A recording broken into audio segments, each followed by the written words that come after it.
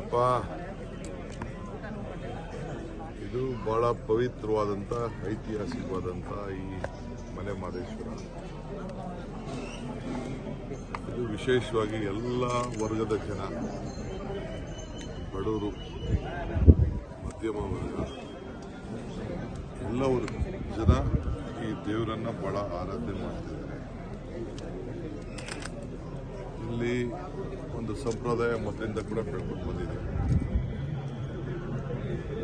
ಈ ಕಾಡಲ್ಲಿ ವಾಸ ಮಾಡೋರು ಕೂಡ ಇಲ್ಲಿ ಸೇವೆ ಮಾಡೋಂಥ ಒಂದು ಭಾಗ್ಯ ಈಗಿಂದ ಕೂಡ ಮಾಡ್ತಾರೆ.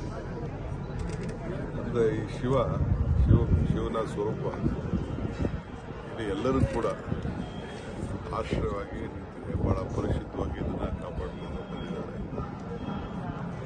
ಸೊ ನಾವು ಕೂಡ ಕ್ಯಾಬಿನೆಟ್ನ ಇಲ್ಲಿ ಮಾಡಬೇಕು ಅಂತೇಳಿ ನಮ್ಮ ಸರ್ಕಾರ ತೀರ್ಮಾನ ಮಾಡಿದೆ.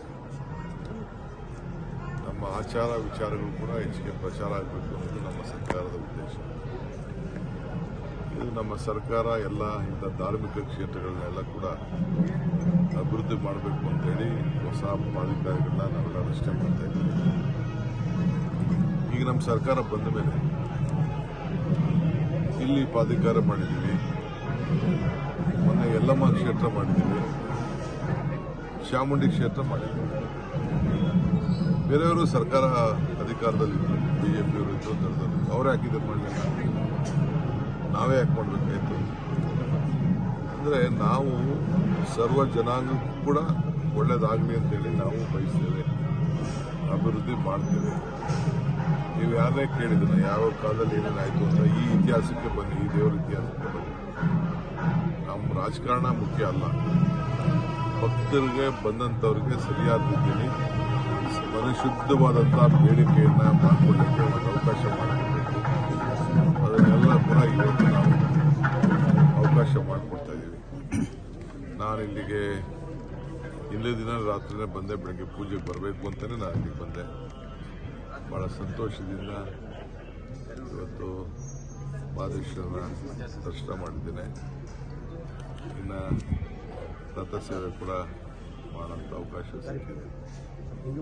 ಇವತ್ತು ಎಲ್ಲರೂ ಕೂಡ ನಾಡಿಗೆ, ರಾಜ್ಯಕ್ಕೆ ಎಲ್ಲ ಒಳ್ಳೆಯದಾಗಲಿ. ಎಲ್ಲರಂತ ಬಂದಂಥ ಎಲ್ಲ ಭಕ್ತರಿಗೂ ಕೂಡ ಮನಸ್ಸಿಗೆ ನೆಮ್ಮದಿ ಸಿಕ್ಕಿ ಅವರೇನು ಬಯಸ್ಕೊಂಡಿರ್ತಾರೆ ಎಲ್ಲ ಕೂಡ ಭಗವಂತ ಅವರಿಗೆ ಸೃಷ್ಟಿಸಲಿ ಅಂತ ಹೇಳಿ ಪ್ರಾರ್ಥನೆ ಮಾಡ್ತೀನಿ. ಸರ್, ಸಚಿವ ಸಂಪುಟ ಸಭೆ ಬೆಟ್ಟದಷ್ಟು ನಿರೀಕ್ಷೆ ಇದೆ ಚಾಮರಾಜನಗರ ಜಿಲ್ಲೆಗೆ. ಖಂಡಿತ, ಅದಕ್ಕೋಸ್ಕರನೇ ಇಡೀ ಸರ್ಕಾರ ಇಲ್ಲಿಗೆ ಬಂದಿದೆ.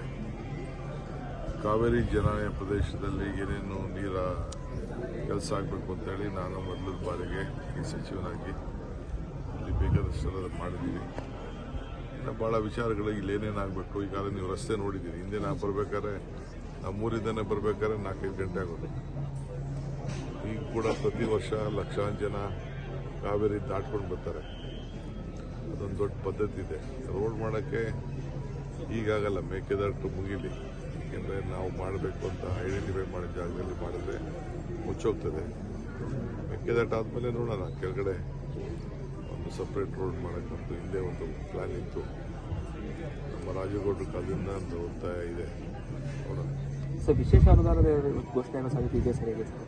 ನೋಡೋಣ, ಈಗೆಲ್ಲ ಕೂತ್ಕೊಂಡು ಮಾತಾಡ್ತೀವಿ. ಈಗ ಅವ್ರು ಏನೇನು ಪ್ರಾಧಿಕಾರಕ್ಕೆ ಏನೇನು ಕೊಡಬೇಕು ಮಾಡ್ತೀವಿ. ನಮ್ಮ ಡಿಸ್ಟ್ರಿಕ್ಟ್ ಮಿನಿಸ್ಟರ್ ವೆಂಕಟೇಶ್ ಅವರು, ನಮ್ಮ ಜಿಲ್ಲಾಧಿಕಾರಿಗಳು, ಹೆಣ್ಮಗಳು ಕೂಡ ಭಾಳ ಚೆನ್ನಾಗಿ ಕೆಲಸ ಮಾಡ್ತಾರೆ. ಸರ್, ಇದು terrorist attack sir, terrorist attack ನಡೆಯಪ್ಪ, ಅದನ್ನು ಸರ್ಕಾರ ನೋಡ್ತದೆ.